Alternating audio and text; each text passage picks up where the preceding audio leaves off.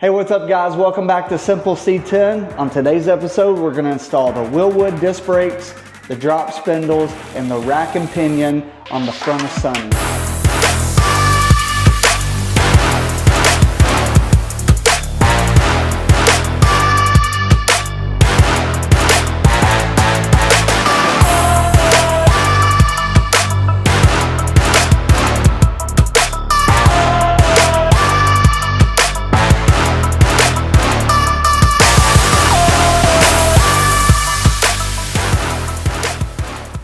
So if you're now just jumping in on the last episode of Sunny, we finished the Porterbuilt Dropmember. Now we need to put the rack and pinion, put the drop spindles, and put the disc brakes on there. And then we'll have the front pretty much wrapped up. I'm gonna put the Slam Specialty bags from the Simple C10 Air Ride Kit, the Sunny Special Air Ride Kit that's got the height sensors, the upgraded bags. It's a really awesome kit if you're trying to bag your truck, but check it out on the website, simpleC10.co. This isn't necessarily a big brake conversion kit. These are still pretty standard brakes, but they're WILWOOD's entry-level brake. So if you've been interested in switching to WILWOOD, but you look at some of the prices online and you're like, these are $4 or $5 grand for just the front brakes, you're probably looking at some of their 13, 14 inch big brake kits. And this is just called their super light kit. And it comes with everything that you're gonna need to lower the front of your truck and install disc brakes. Let's go ahead and open up some of this WILWOOD stuff. So this is gonna be WILWOOD's iron spindle. It's called their Pro spindle. And this is a very close to factory design, but it's modular. And what I mean by modular is the place where the brake bolts to the actual spindle, there's a bracket that you attach that attaches on there. Some of your factory designs have the cast thing that comes out that you slide the brake in. This has a specialized bracket that holds the brake in place and allows you to easily swap your brakes or do anything like that. When you're looking at year specific spindles, all WILWOOD spindles are now 73 to 87 square body ball joints. So anytime you buy a WILWOOD spindle, you need 73 to 87 ball joints. It may say 63 to 70, but what it's meaning is that's the tie rod size. So the steering size is going to be 63 to 70. Since we're doing rack and pinion, that's not going to matter anyway, because we're going to drill out the spindle hole to, I think it's 5/8 or something. We'll go through that and then attach the bracket to it. This is why I encourage you to buy these from me. And not just because I want to sell you a bunch of parts. Yes, I want to sell you stuff, but I want to make sure first you get the right stuff. Because if you went on to some big brand website and you put in 63 to 70 ball joints and then put in these WILWOOD spindles, it's not going to say, hey, I just want to double check with you, you need square body ball joints with these. No, it's going to let you buy whatever you want. It's going to send it to you. You're going to be frustrated when it doesn't work. Every order that I get, I look at as a whole. And I think, hold on a second. Why did they get WILWOOD spindles and then get some other ball joints for another year? That's where I'll call the customer, I'll email and I'll say, hey, FYI, all the WILWOOD spindles take 73 to 87 ball joints. I'm going to swap those for you and make sure you get the right thing. And they're always like, oh, I didn't know that. Thank you so much. That saved me a lot of time and headache. That's exactly what I try to do with every build. I try to keep up with everybody's build, even though there's a million builds going on. But I will go back and look at your purchase history to make sure everything lines up. If I see a control arm that's not going to work with the inner fender covers that you bought, then I'm going to call you up and say, hey, with the back spacing of your wheels and everything, that's not going to work. The main thing that I'm trying to do is just help people. I'm not a pro when it comes to this, but I'm figuring stuff out every day and trying to help as many people as I can, because I want to see more of these trucks at car shows, on the road, cruising. It really pumps me up whenever I get to meet people and get to see their truck that we've been working on together. And man, that's my favorite part of doing this. But let's unbox this stuff. I know you guys are waiting on the install. Let's do it. I'm going to run through everything we have here just real quick again. These are the WILWOOD Pro spindles. And these are also called WILWOOD iron spindles. As you can see, this design, They're modular, and that's the bracket right there that mounts to the side of those that hold your brakes. Here is the 6 piston caliper, and it shows you directional on there, which is nice. Check out the pistons. It's got bleeder screws on the top and bottom, which you only use the top bleeder screws, but it does come with those on both sides. The actual rotors all blacked out. Those look awesome. And then the hubs. One cool thing about these designs is you can install the hub onto the actual spindle and then install the disc brake part to the hub. That way it's easy to remove this or change the brakes. I really like that type of design on brakes.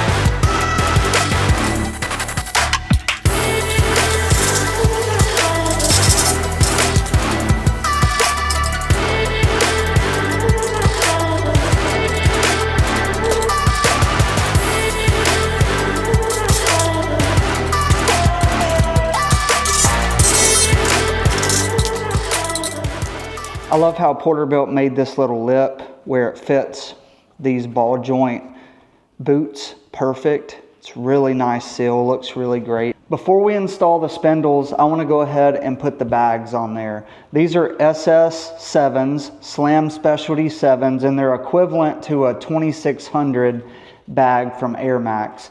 Air Max is awesome. I've used their stuff on all of my builds. Air Slam It offers these. I have these on my website as well. This is just the next grade up. A lot of people talk about Firestone and Slam Specialties and some other manufacturers, but I really like the design of these. They're really rigid, like as far as they seem high quality. So I wanted to try these on Sunny. So these will be part of the Simple C10 Air Ride Kit. The Sunny Special is what I'm calling it, that has height sensors with the 3H from Airlift, the upgraded bags, and everything else that normally comes with my Air Ride Kit. These bags have mount positions on the bottom for a center mount, which we'll be using today, or other mounts if you have 2 mounts on the bottom. So I really like this sticker that they put on here because it protects anything from getting into the bag. These will have the same type of connections up top, the same size and everything. This is a 1/2" NPT fitting, the same as all the other bags. And I usually get these all metal fittings from Amazon, believe it or not. I found a couple companies that I really like from Amazon, and I just always order their parts. Amazon has some good stuff occasionally. You might have to filter through the crap to find the good stuff, but for these to be a 1/2" swivel to 3/8 push to connect, these work great. And if you haven't heard me say it before, pneumatic hydraulic sealant. This is Permatex 54540. This stuff is awesome. It's made for air compressors, high pressure systems. All you have to do is put a little bit around the threads and tighten it down, and you are good to go. Ever since I've been using this stuff, I have way less leaks. Usually if there is a leak, it's from a push to connect, and you just have to really learn how to do that. You got to push the line in and then tug it a little bit so it bites. I like to put it on the bottom, squirt it, and then just kind of loop it around. Not too much where it's dripping, but you do want to get it on all the threads toward the bottom there, and that is good. You just want it all the way around. There may be some excess after you get it bolted in, but it just wipes right up.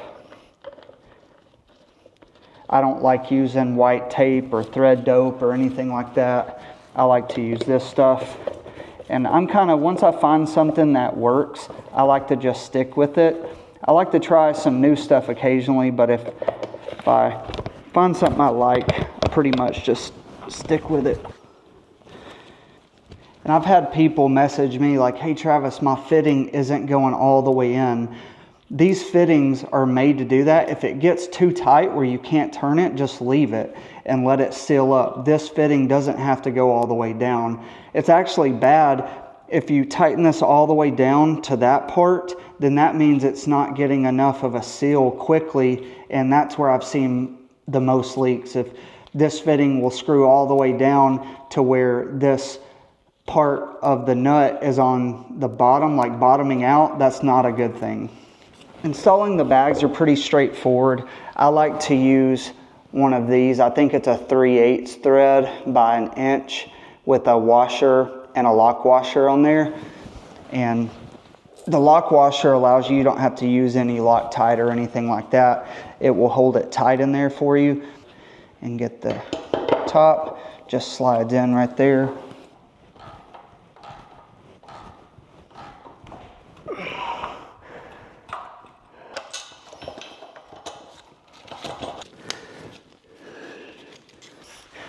There's the bag.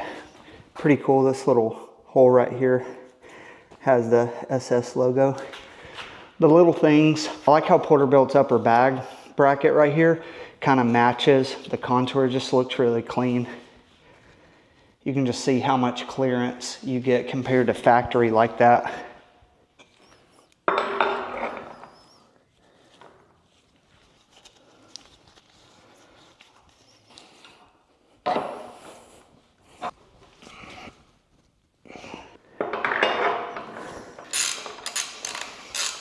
All right, first step on these brake installation, we're gonna take this bracket right here and install this hardware. And we'll want to start out, it said, by using 2 shims on each bolt right here, just like that. And we're gonna tighten this down. Make sure whenever you're tightening it down, it's not in a bind. And make sure all this is free of any debris or anything like that, because if it's not, then anything can affect how the brakes work. You want these to be even. We're gonna put these tight for now, but after the brake alignment and everything is good, we'll go back and we'll put some red Loctite 271 on this. That way it doesn't come loose. So that's it for that bracket for now. And now it's time to pack the bearings and get the hub ready. Next step is installing our studs into the hub assembly here. So we're doing a 5-lug 5x5. So it's going to be the outer holes here. And all you do is get all these started. You want to make sure you have it in the right hole. We'll torque these, I think it said, to 77 foot-pounds. Here we go, we got all those. Now we've got to pack our bearings. It's going to be the larger bearing, which are these right here. And normally, if you've watched my old videos, you'll see the way that I've packed these bearings, and it's worked fine. I'll take some grease in my hand and I'll take this and I'll just keep rubbing it like that, just packing it until I see it come out the top, and then put some on the outside and call it done. But now I've got a tool that I bought from the parts store here, and we're gonna try it out. Here it is. This is the bearing packer, and you just fill it up with grease. Then put this in here, put the bearing on there, and then push down on it, and it squirts through these holes grease up into the bearing. So let's see how it works. Go ahead and put it all in there. Gonna push down just like that. I think you just take it, you drop it in there just like that right there. We're gonna take this top piece, slide it down on there, and it says just press. So, ooh, I didn't think it was doing anything.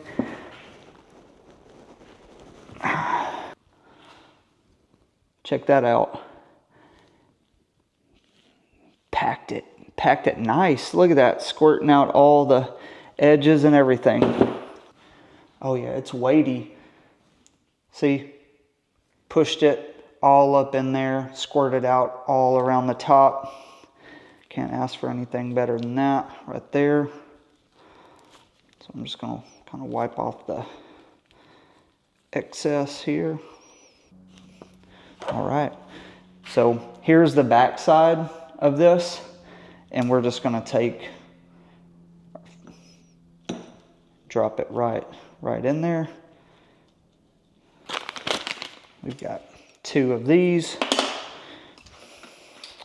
and these just go on the back side like that. I usually try to get them set as close as I can, and then I will get a block of wood and then a hammer.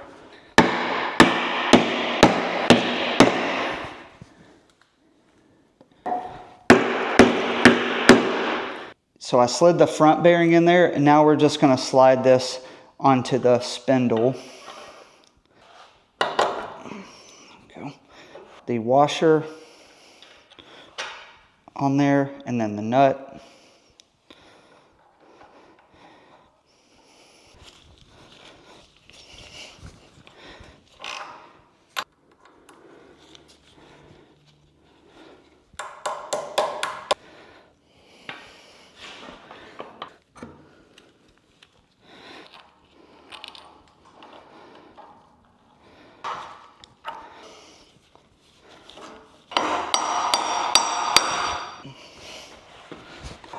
Now it's time to install the rotors, and these are specific to the side, so there's an arrow pointing forward the way they should spin. So these just slide on, just like this right here. Make sure you get the right bolt pattern lined up. There we go. They should slide all the way flat, flush with the back. I need to go get some lug nuts that match these, because it says to put 3 lug nuts on there, and then that's how we can align the brake. So once this is tight on here, I'll slide the brake on, we'll shim this and get it adjusted, and then we'll be good to go. Okay, now it's time to mount up the actual brakes. This is the exciting part. It says to start off with 2 washers on the top and the bottom in between the brakes, like that. And these are directional again. This arrow is pointing toward the way that it spins. So you want to tighten these up, and then we're looking to see if this is lined up. I like using this area, and you can see exactly, that's right on the money. Now you take your center pin out, and right here is where the brake pads are going to slide in. Loctite 271. Let's put you a little dab of that on there. All right. Perfect. Drop in our brakes right here. They're all the same brakes, so these are just going to slide in just like that. That fits in there real nice. Heck yeah, that looks sick. Rotates good. Nice. We've got the brakes on there. Ooh yeah. Check those out, man. This is the first time I've actually had like some cool brakes, but these look sick. I love all the blacked out.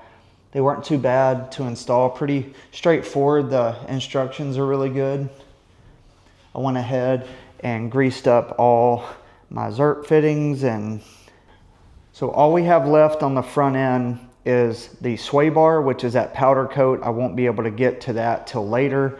And I was talking to Nate from Porterbuilt, and somebody commented it's hard to get to the sway bar bolt. So what I'm going to do is take a hole saw and cut a nice hole that I can get to the bolts from the top. So on both sides I'm going to cut. That'll help me run you know, transmission lines or cooler lines or anything that I want to run there as well on both sides. So I'll be able to get to that. I think that's the cleanest way. Just drill 2 holes and paint it, touch it up a little bit.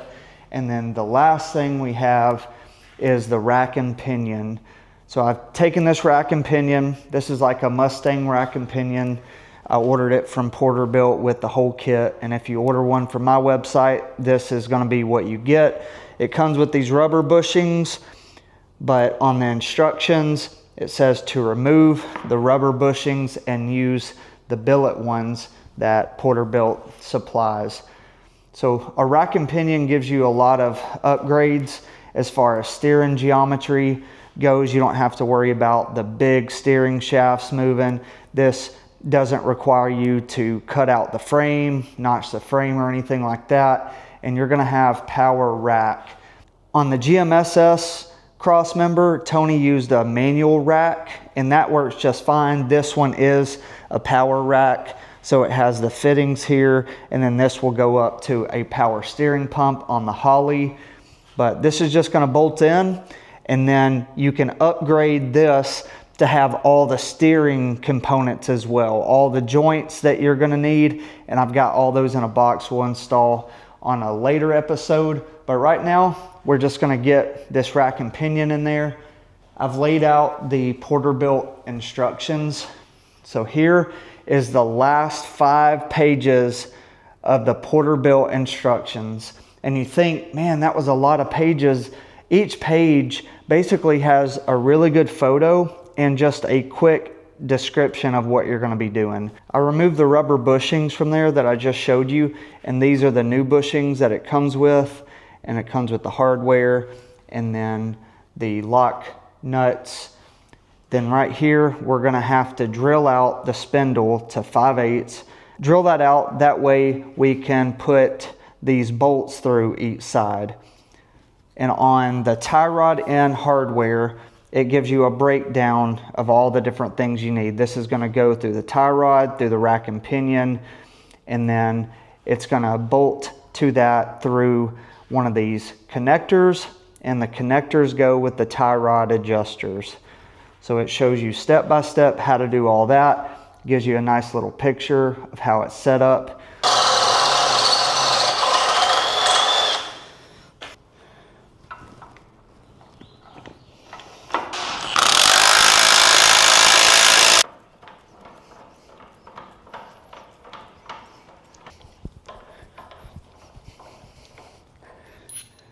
Bolt, washer, larger.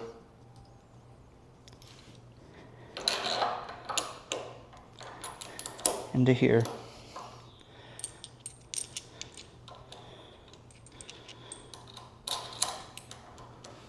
That.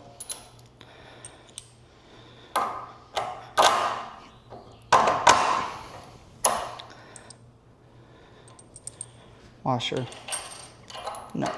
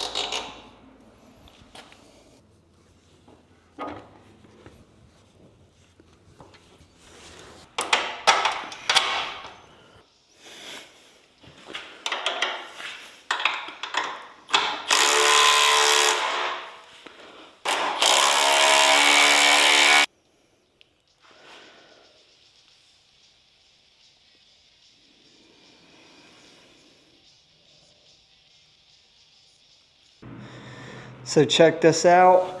We have brakes, spindles, rack and pinion, sway bar. We're looking good. I'm pumped. Man, I wanted to end this video with me putting those gunny wheels onto here, lowering it down. But guess what? I've got the 5.6, and I thought it was a universal 5, but these are 5-on-5, and they don't work with the gunny 5.6s.